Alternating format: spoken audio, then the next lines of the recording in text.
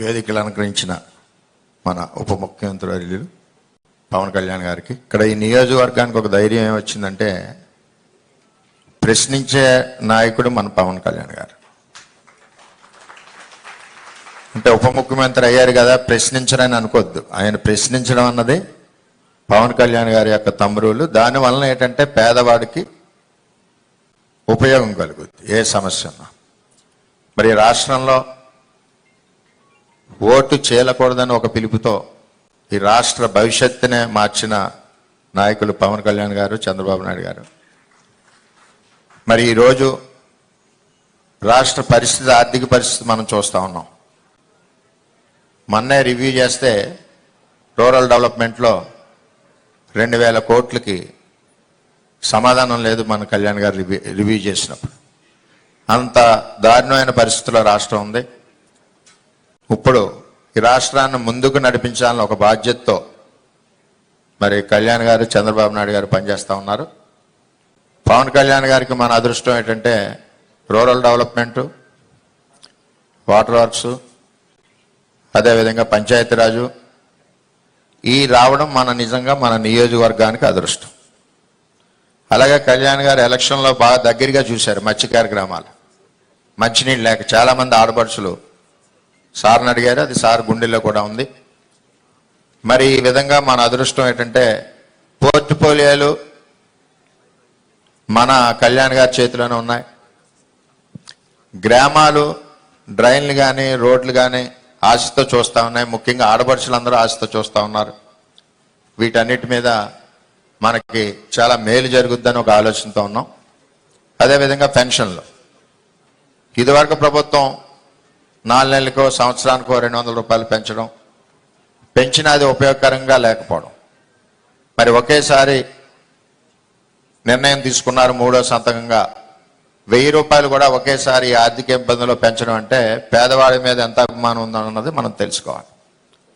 ఇందాక కలెక్టర్ గారు చెప్పినట్టు జాయింట్ ప్రాపర్టీస్ మీద చాలా మందికి పెన్షన్లు రావట్లేదు.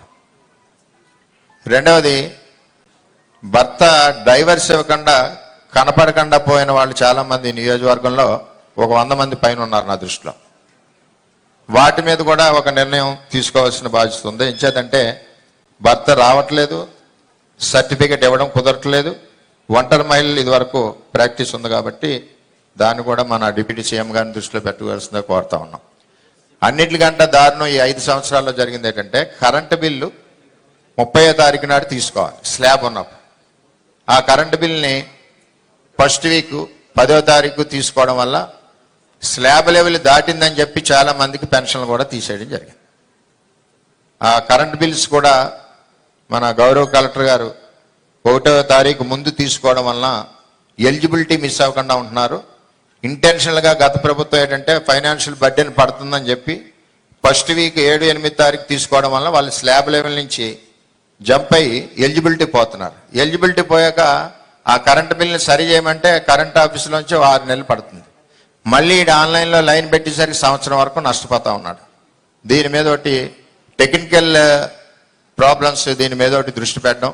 అదేవిధంగా అసెస్మెంట్లు, ఇల్లు అసెస్మెంట్లు విపరీతంగా టీపీఓకి ఇష్టం వచ్చినట్టు వేసుకుని వెళ్తున్నారు తప్పితే ఒక రూల్ లేదు. ఇంత స్క్వేర్ ఫీట్కి వేయాలి, ఇంత ఏజ్ హౌస్ ఉంటే వేయాలని చెప్పి ఆలోచన అన్నది లోపించింది 5 సంవత్సరాల్లో కూడా. అలా కూడా పెన్షన్లు నష్టపోతున్నారు.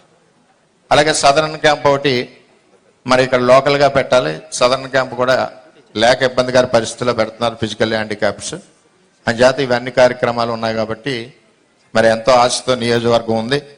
మరి సార్ 3 రోజుల్లో కూడా మరి బ్రహ్మాండంగా అభివృద్ధి కార్యక్రమాలు ముందుకు స్టార్ట్ అవుతాయని చెప్పి తెలియజేసుకుంటూ, ముఖ్యంగా పెన్షనర్స్లో ప్రాబ్లం ఉంటే ఒక team, revenue department, electrical department, municipal కానీ పంచాయతీ డిపార్ట్మెంట్ని ఒక టీం వేసి ఆ ప్రాబ్లం అదే రోజు సార్ట్ అవుట్ అయ్యేలాగా ఉండాలి. లేకపోతే ఇక్కడి నుంచి అక్కడ తిప్పి, అక్కడి నుంచి ఇక్కడ తిప్పి వాళ్ళు కూలి పని మానుకుని వెళ్ళే పరిస్థితి ఉండదు. కాబట్టి పెన్షనర్స్కి మేలు చేయాలని చెప్పి అందరినీ, ప్రతి ఒక్కరిని కోరుకుంటూ మరి అవకాశం ఇచ్చిన అందరికీ పేరు పేరున ధన్యవాదాలు తెలియజేసుకుంటూ సెలవు తీసుకుంటాం.